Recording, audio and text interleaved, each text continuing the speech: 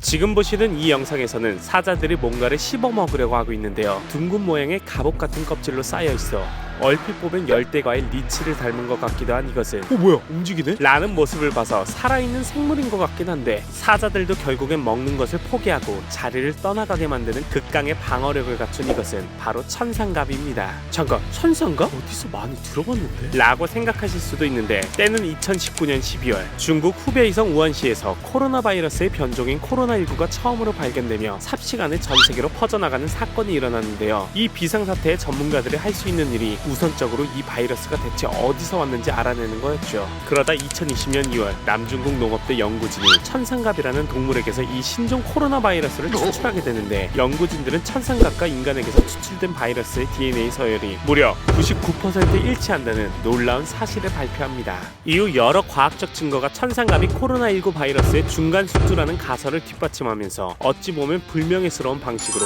전 세계의 유명 인사가 된 천상갑은 주로 중국 남부, 대만, 미얀마 등지의 산림이나 사바나, 개활지 등에서 서식하는 동물로 이렇게 등껍질로 덮여있는 외모가 특징이라고 해요. 천상갑은 개미와 흰개미를 주식으로 하는데 40cm나 되는 긴 혀로 개미알기처럼 혓바닥을 쭉 내밀어서 굴 속에 있는 개미들까지 야무지게 핥아먹죠. 그리고 땅을 팔 때 앞발을 사용하기 때문에 종종 이렇게 두 발로 걸어다니며 새끼가 엄마 몸에 매달려 다니는 모습을 보면 아주 깨물어주고 싶은데, 잘못하면 이가 다 나갈 수도 있겠네요. 그런데 천상갑처럼 등껍질을 많은 동물이 있다고 합니다. 바로 콩벌레는 아니고 아로마딜로인데요. 얘네들은 등껍질이 있는 동물이라는 점, 위급 상황에서 몸을 동그랗게 말아 천적으로부터 자신을 보호한다는 점은 같지만, 아르마딜로는 피감목, 천상갑은 유린목으로 분류 자체가 다르다고 합니다.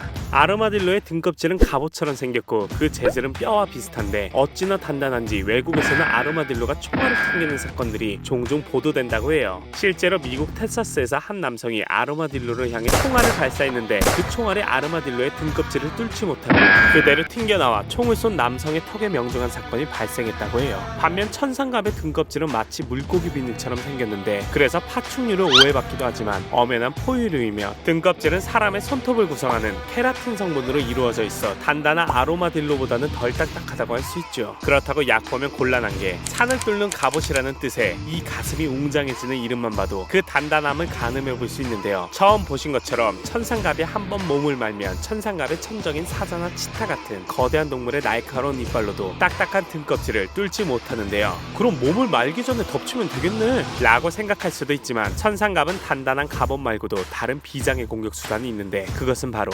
냄새입니다. 천상갑은 스컹크처럼 항문 근처에 있는 취선이라는 곳에서 지독한 냄새가 나는 물질을 뿜어낼 수 있기 때문에, 급습을 당하는 순간 악취를 뿜어내 적을 당황시킨 다음 혼란을 틈타 재빨리 몸을 말면 만사오케이죠. 이렇게 여러 가지 방어 기술로 웬만한 동물은 발라버릴 것 같은 천상갑이지만, 2014년 천상갑은 멸종위기종으로 지정되는데요. 아니 왜? 라고 물으신다면 그것은 바로 인간 때문이라고 합니다. 잘 알려져 있지 않은 사실이지만, 천상갑은 전 세계에서 가장 많이 밀렵되는 동물로 코뿔소의 뿔, 코끼리의 상아보다도 더 많이 거래되는 천상갑은 2006년에서 2015년까지 10년 동안 약 100만 마리가 사냥을 당했다고 추정되며, 천상갑 밀거래가 가장 많이 일어나는 곳은 바로 중국이라고 합니다. 중국에서는 오래전부터 천상갑의 고기가 남성의 정력에 좋고, 그 비늘은 불안, 초조, 경기, 열, 천식에 좋을 뿐만 아니라 종기도 가라앉히고 혈액순환도 개선하며 산모의 젖분비도 촉진하는 등 말 그대로 만병통치약으로 알려져 있죠. 하지만 의학적 근거는 찾아볼 수 없다고 합니다.